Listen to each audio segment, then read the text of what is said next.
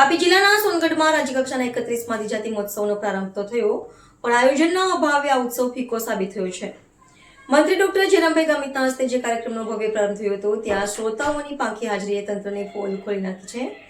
કરોડોના ખર્ચે આયોજિત આ કાર્યક્રમમાં આખરે આબરૂ બચાવવા માટે નિવાસી શાળાની દીકરીઓને બસો ભરીને બોલાવવી પડી હતી.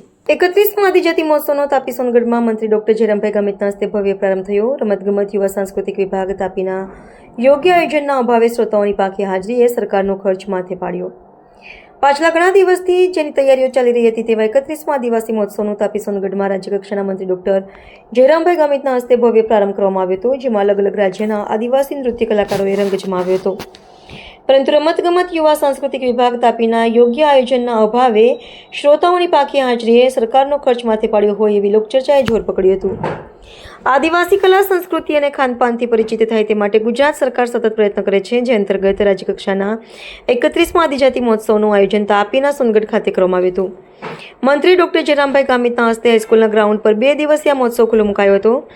ગુજરાત, રાજસ્થાન અને મધ્યપ્રદેશ સાથે તાપીના સ્થાનિક આમલગુંડી અને વાગનેરા ગ્રુપના આદિવાસી કલાકારોએ પોતપોતાના આદિવાસી નૃત્ય સાથે આદિવાસી કલા સંસ્કૃતિઓ રજૂ કરવામાં આવી હતી.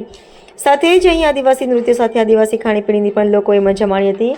પરંતુ અહીં નોંધવું રહ્યું કે કોઈ ખુલ્લીને બોલવાનું તો તૈયાર ન હતું, પણ આવા ભવ્ય અને રંગારંગ કાર્યક્રમમાં તાપી જિલ્લા રમતગમત અને યુવા સંસ્કૃતિના વિભાગના યોગ્ય આયોજન અને પ્રસિદ્ધિના અભાવે ખાલી ખુરશીઓ અને પ્રેક્ષકોની પાંખી હાજરીએ સરકારના લાખો રૂપિયાના ખર્ચ પર પાણી ફેરવ્યું હોવાના દ્રશ્યો સામે આવ્યા હતા. અંતે આયોજન કરતા અધિકારીઓએ કન્યા નિવાસી શાળા સોનગઢ અને પ્રાથમિક હોસ્ટેલની વિદ્યાર્થીઓને બસ ભરીને બોલાવી ખુરશીઓ ભરવી પડી હતી. થોડા દિવસ પહેલા મહોત્સવમાં બેસવા માટે સોફા અને ખુરશીઓ ઘટી જતી હોય અને આદિવાસી વિસ્તારમાં આદિવાસી મહોત્સવે પણ રાજ્યકક્ષાનો અને એમાં લોકો ના આવતા હોય અને ખુરશીઓ ભરવા વિદ્યાર્થીઓનો સહારો લેવો પડતો હોય. આયોજનમાં સંકલનનો અભાવ અને આવડત ના કહેવાય તો બીજું શું કહેવાય.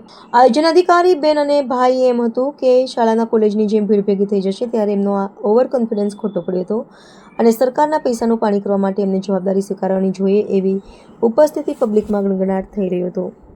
આજે રાજ્ય કક્ષાનો 31મો આદિજાતિ મહોત્સવનો કાર્યક્રમ તાપી જિલ્લામાં સોનગઢ ખાતે આયોજન કરવામાં આવ્યું છે અને આ કાર્યક્રમ આજે અને આવતીકાલે 2 દિવસ ચાલશે. ત્યારે સમગ્ર આદિવાસી સમાજની જે સાંસ્કૃતિક પરંપરા છે, જે સંસ્કૃતિ છે, એને ટકાવવા માટે વર્ષોથી જે ચાલી આવેલું જે પરંપરા છે, એના માટે અહીંયા તમામ સાંસ્કૃતિક કૃતિઓ, આદિવાસી સમાજની જે કળા છે કે બીજી જે આદિવાસી સમાજમાં જે લોકલ વસ્તુઓ જે બનાવે છે એનું પણ અહીંયા આ સ્ટોલોમાં વેચાણ કરવા માટે રાખ્યું છે. એટલે આવનાર દિવસોમાં આદિવાસી સમાજની સંસ્કૃતિ, જેમાં ખાસ કરીને અમારા સમાજમાં જે લોકલ જે વસ્તુઓ બને છે, જે રીતે નરેન્દ્રભાઈ મોદી સાહેબ લોકલ પર વોકલની જે એમણે અભિયાન ઉપાડ્યું છે, એટલે આગામી દિવસોમાં આત્મનિર્ભર ભારત બનાવવા માટે જે આદિવાસી સમાજ અને ખાસ કરીને ગામડાઓમાં જે વસ્તુઓ બને છે અને એને ટકાવવા માટે પણ સરકાર